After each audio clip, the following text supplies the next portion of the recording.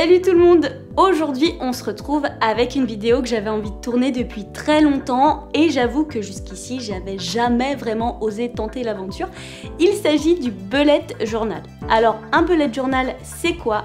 En fait il s'agit tout d'abord d'un agenda dans lequel on va pouvoir noter la liste de courses ou encore les devoirs à rendre ou bien les rendez-vous qui arrivent, mais c'est aussi un carnet ou journal intime dans lequel on va pouvoir noter tout ce qu'on aime, toutes nos envies, par exemple les livres qu'on aimerait lire dans le mois ou encore les films qu'on aimerait voir ou nos séries préférées. Bref, c'est un carnet très global qui va nous suivre tout au long de l'année, voire plus.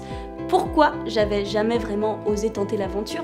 Eh bien parce qu'en fait, dans ce carnet, souvent il y a des dessins ou encore de la calligraphie et j'avoue que jusque-là, je me sentais pas très à l'aise avec l'idée d'écrire à main levée, avec des beaux lettrages. Jusque-là, j'y arrivais pas. Le sponsor de la vidéo d'aujourd'hui, c'est Bic. C'est la toute première vidéo sponsorisée de la chaîne, donc un gros merci à Bic.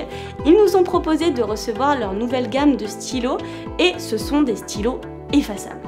Il y en a 8, ce sont les stylos Gelocity Illusion, donc 8 couleurs. Il y a des couleurs classiques comme du rouge, du vert, du noir ou encore du bleu, mais aussi des couleurs un peu plus originales comme du rose, du orange, du violet ou encore du bleu ciel. Ça va nous permettre de tester la fameuse aventure du bullet journal, mais aussi de voir si ça fonctionne bien. On va pouvoir faire plein de calligraphie, de dessins et on va tester ça tout de suite. C'est parti!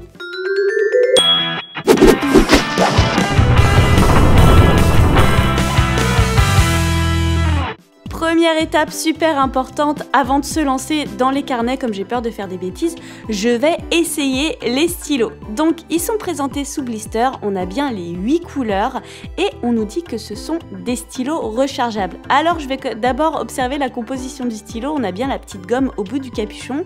Et un autre petit bouchon qui se dévisse cette fois et j'avoue que jusque là j'ai pas été très douée, j'ai pas trouvé comment on les rechargeait mais ça se trouve à l'intérieur et ça doit juste se déclipser. Alors on va tester tout de suite l'écriture, c'est un stylo gel, je connaissais pas vraiment les stylos gel et j'avoue que c'est plutôt sympa. Je trouve que le stylo glisse bien sur le papier et c'est plutôt intelligent quelque part parce que ça va permettre de laisser moins de traces quand on va vouloir effacer. Et là, j'avoue que j'ai été très surprise parce que ça laisse pas de traces. On va tester les 8 couleurs. Bon, pour le jaune, je m'attendais à une couleur un peu plus jaune qu'orange, mais finalement, c'est pas grave parce qu'on va pouvoir les utiliser dans le thème que j'ai prévu pour le bullet journal et toutes les couleurs s'effacent de la même manière. C'est très cool. On va tester en live les doodles, les petits gribouillages. C'est la première fois que je fais ça, j'ai tendance toujours à prendre des crayons à papier avant de me lancer dans le dessin pour ensuite repasser au stylo ou au feutre. Donc au départ j'avais pas mal d'appréhension, j'ai mis un peu de temps avant de me lancer, mais finalement petit à petit on prend le pli de dessiner au feeling et c'est très agréable. J'ai testé le coloriage aussi avec les stylos gel.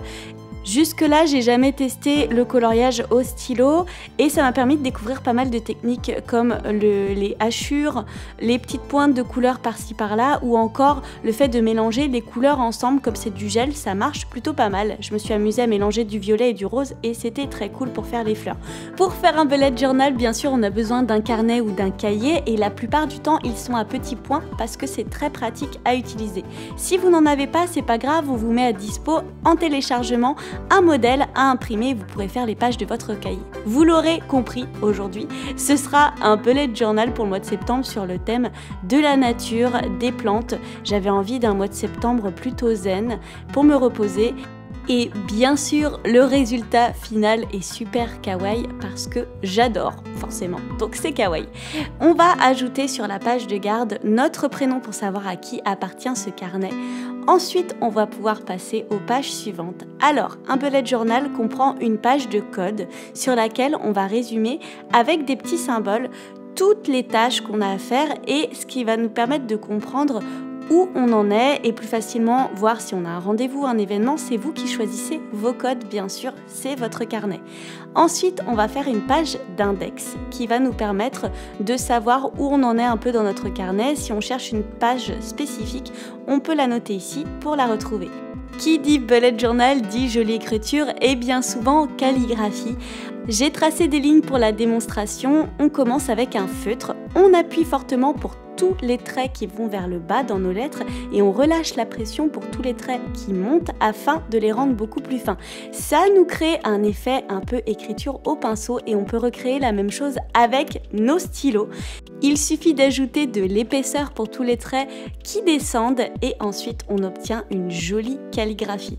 J'avoue que j'aime beaucoup plus le résultat du stylo finalement que le feutre, c'est beaucoup plus subtil et beaucoup plus précis. Quand on a fini tous nos stickers et qu'on est content de nos calligraphies, on va pouvoir décorer nos pages en assemblant tout simplement et en collant nos différents éléments.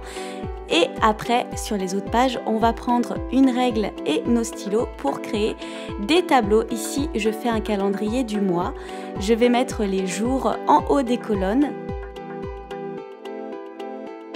Et je vais créer aussi des espaces sur lesquels je vais faire différentes annotations comme mettre des idées, des objectifs du mois ou encore des souvenirs.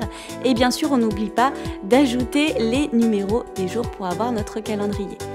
J'ajoute cette fois-ci directement sur le carnet des calligraphies. Bon, je prends pas trop de risques, comme ça s'efface, c'est quand même hyper confort, on n'a pas trop de pression. Et j'ajoute des petits dessins kawaii. Cette fois-ci, je fais un mix entre le stylo et les crayons de couleur et ça marche tout aussi bien. J'ajoute encore quelques stickers et une petite fleur aussi que j'avais pas plastifiée pour pouvoir la colorier. Encore une fois, je tente un mélange de deux couleurs et c'est plutôt joli. Ça, c'est mon sticker préféré de tous et cette petite ampoule aussi. Je l'ajoute pour les idées, ça correspond parfaitement. On a notre page de calendrier, on va pouvoir passer à la suite. En ce moment, j'adore lire et j'avais envie de créer un tracker. On appelle ça des trackers, donc une liste des livres que j'avais envie de lire dans le mois. Je crée une petite bannière pour y écrire tout simplement livre. J'y ajoute un petit avion en papier, comme on est aussi dans la période du retour à l'école.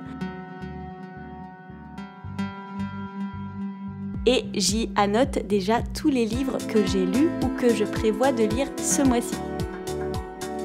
Bien sûr, j'ajoute un petit pot de fleurs kawaii et à côté, j'ai créé une wishlist, toutes mes envies du mois. Pour s'y retrouver un petit peu plus facilement dans le bullet journal, je vous propose de faire un marque-page. J'ai créé bien sûr un petit sticker pour le personnaliser. Ici, ce sera le marque-page du mois d'octobre. J'ai pris un rectangle assez long de papier cartonné pour que ça résiste bien et j'en ai fait plusieurs pour les mois à venir. Ensuite, je vous propose de faire des intercalaires pour pouvoir y annoter les différents mois et s'y retrouver encore plus facilement aussi. Et c'est tout simple, on prend du papier cartonné, on fait en sorte que ça corresponde bien aux mesures du carnet, bien sûr. Ici, c'est un carnet à spirale, donc on peut à la fois trouer nos pages de manière à recréer les espaces qui s'attacheront à la spirale, mais on peut aussi, si on n'a pas de perforeuse, et c'est tout à fait normal, coller tout simplement la page à une autre page en laissant l'espace des spirales sans carton bien sûr pour que ça tienne bien. Voilà, je vous montre ça ici et c'est tout aussi propre et tout aussi joli.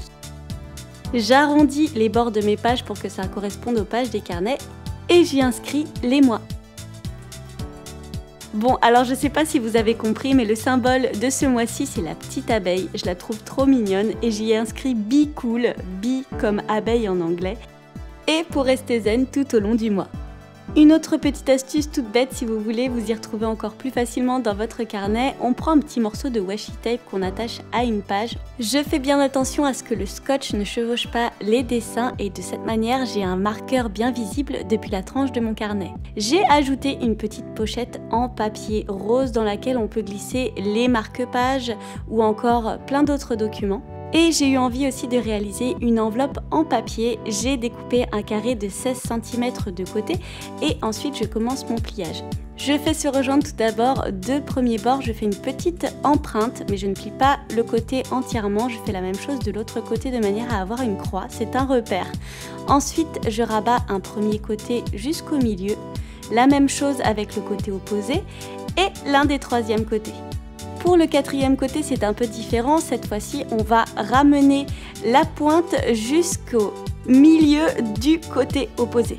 Une fois qu'on l'a plié, on va pouvoir rabattre de cette façon les côtés de notre quatrième triangle donc. On déplie le tout, on prend la pointe et on la met au milieu de sa base. Après, on remarque nos côtés et cette fois-ci, on le passe en dessous de notre petite languette du centre.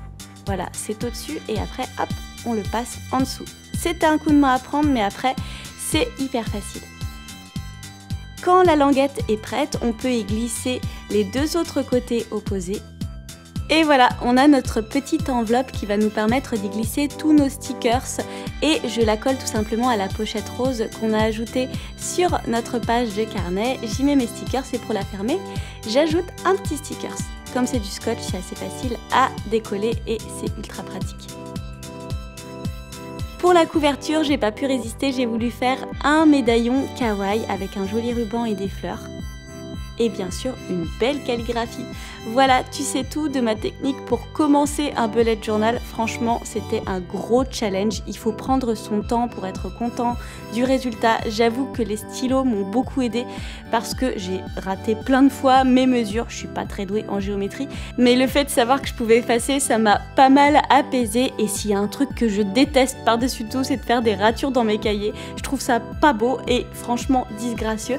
N'hésitez pas à m'envoyer à l'adresse kidifancontact@gmail.com vos réalisations si vous faites vous-même un bullet journal, ça me fera super plaisir de les voir et je vous dis à très vite pour une nouvelle vidéo. Salut salut!